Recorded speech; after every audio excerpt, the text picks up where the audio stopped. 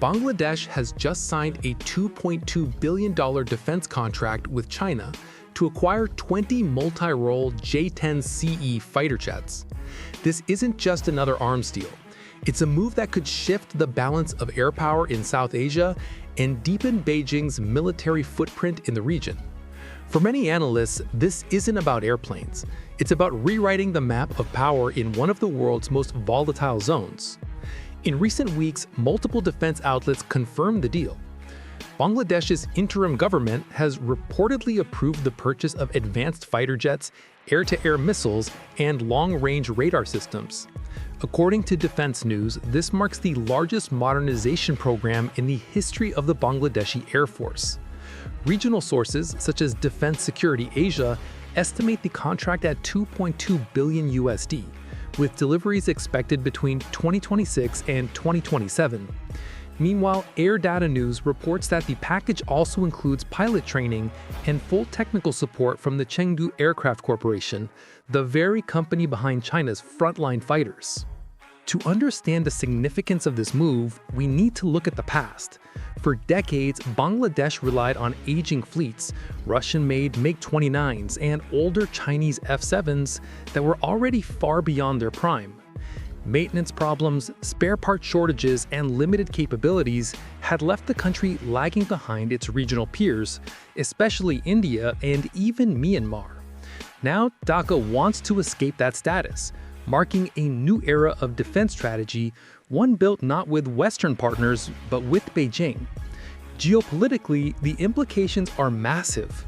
India, long the dominant air power in South Asia, will not sit quietly as its neighbor brings in advanced 4.5 generation fighters from China.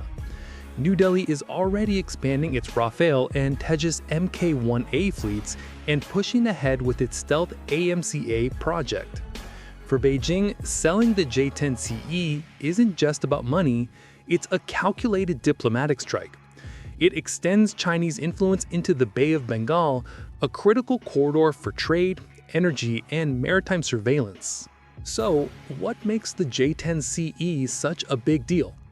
It's the export version of the Chengdu J-10C, a 4.5 generation multirole fighter now serving with both the Chinese and Pakistani air forces.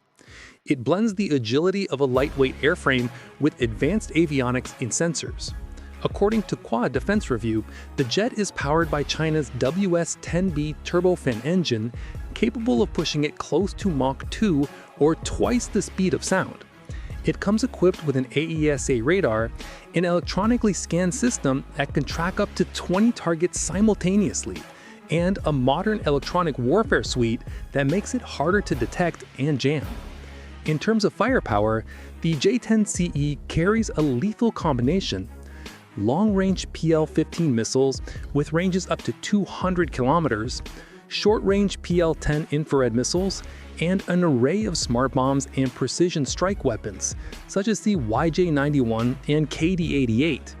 Its combat radius reaches around 1,200 kilometers, enough to cover almost all of Bangladesh and a significant portion of eastern India when deployed from Dhaka or Chittagong.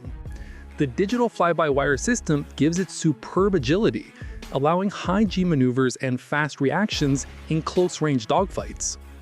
But every major purchase comes with consequences. For Bangladesh, this is an enormous investment for a developing economy.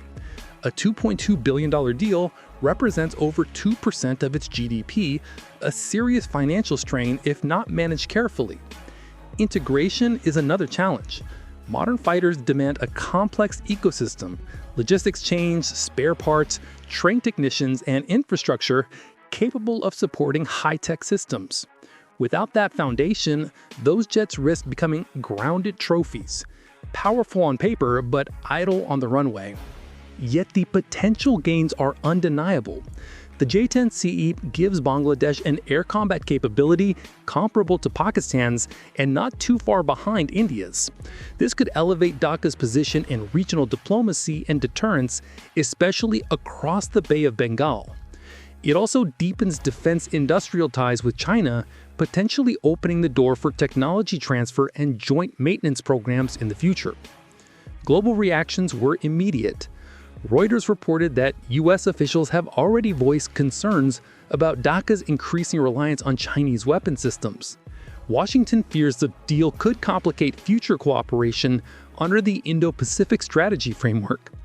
India, meanwhile, is reportedly reviewing its eastern air defense posture, reinforcing radar coverage near Tripura and Meghalaya borders. As for Russia, this move represents another lost customer.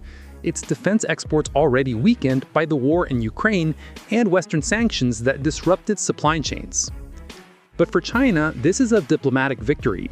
After successfully delivering the same aircraft to Pakistan, China has now broken into a new South Asian market. It strengthens the global standing of Chinese arms industry, positioning China as a serious alternative to Western and Russian suppliers. The deal also aligns with China's broader strategy, sometimes dubbed the Belt and Road in Arms, using defense cooperation as a gateway for political and economic influence. By securing Bangladesh as a partner, China expands its logistics and surveillance reach into the Indian Ocean's northern edge. Still, not everyone is convinced that the J-10CE's battlefield performance matches the hype.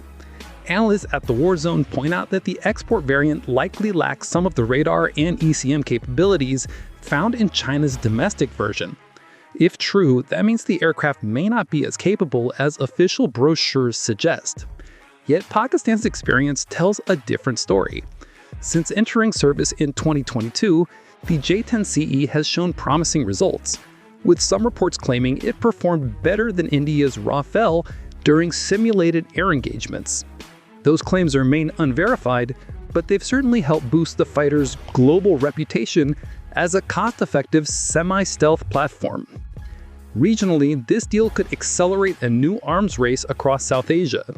India may respond by expanding its Rafale fleet or rushing development of next-generation projects. Pakistan could deepen its cooperation with China even further. Smaller nations, Myanmar, Sri Lanka, Malaysia, might feel pressure to upgrade their own air forces just to stay relevant.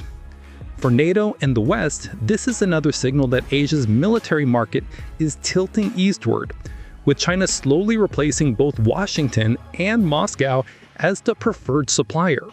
On a global scale, this marks a shift in the world's defense gravity.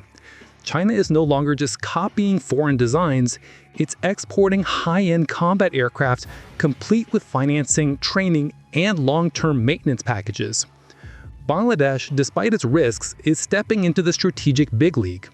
Within a decade, this choice could define whether the country becomes a self-reliant air power or slips into technological dependence on Beijing.